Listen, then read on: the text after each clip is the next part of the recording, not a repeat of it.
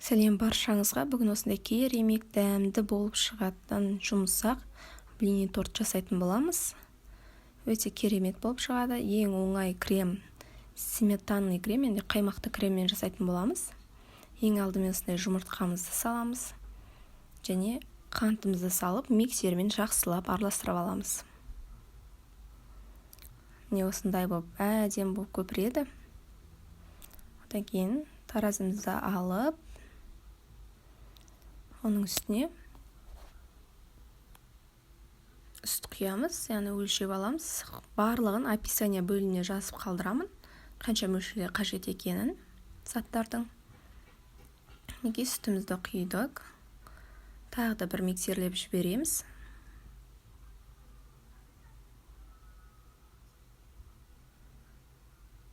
Енді кезекте бізде електен өткізілген оның үстіне қамыр қопсытқышымызды саламыз. Екеуін әдемілеп араластырып аламыз. Оның үстіне какаоамызды саламыз. Менде осындай рахаттың какаосы, қандай какао қолдансаңыз да бола береді. Мінекей әдемілеп араластырып,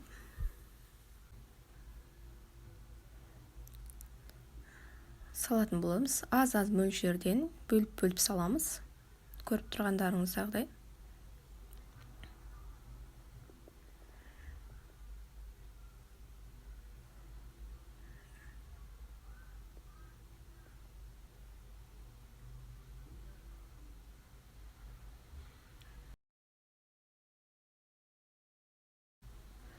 Оның үстіне сұйық майымызды құямыз.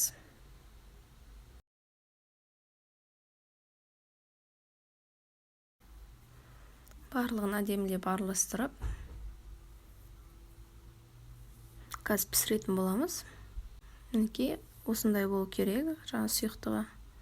Орташа отта ыдысымызға құйып, блини сияқты пісіріп аламыз. Тура блини сияқты, кішкене, бірақ несі қалыңдау болады. Көлемі. Одан кейін қараған кезде қатты піспеген сияқты болып көрінеді, бірақ ол какаоның әсерінен, яғни ол толықтай піседі. Мінекей көріп тұрғандарыңыздай. Екі жағын әдемілеп тез барлығын пісіріп алатын боламыз. Менде сковородкам, блини сковородкам 26 сантиметрлік. Если дәу болса, неше түрлі форма қойып пісірсеңіздер болады. Немесе пісіріп алғаннан кейін жанын әдемілеп қырқамыз.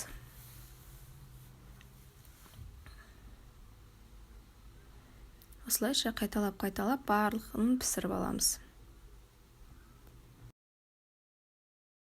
Бүгін жасап жатқан тортымыздың кремі сметанный деп жаңа айтып кеттім.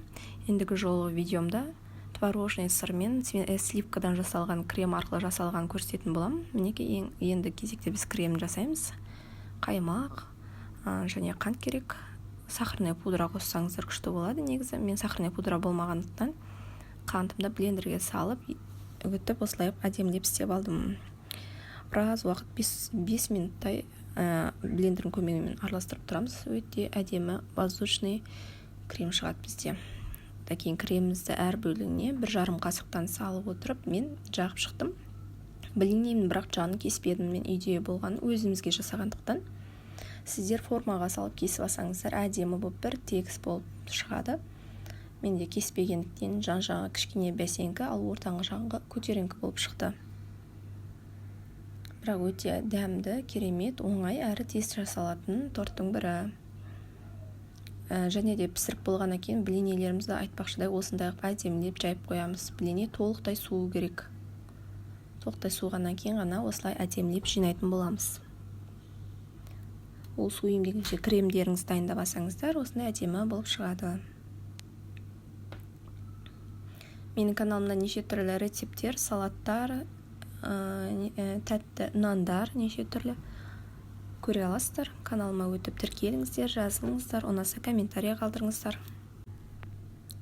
Осындай керемет болып шығады. Мен үйдегі бар шоколадты үккіштен өткізіп сеудім. Сіздер өздеріңіз қалауларыңыз бойынша әдемілесеңіздер болады. Барлығын жинап болғаннан кейін 4 сағат холодильникке салып қоямыз. Содан кейін барып алып кесіп жейміз. Керемет жұмсақ әрі дәмді бізде осындай блини торт шығады. Ұнатса лайк басыңыздар.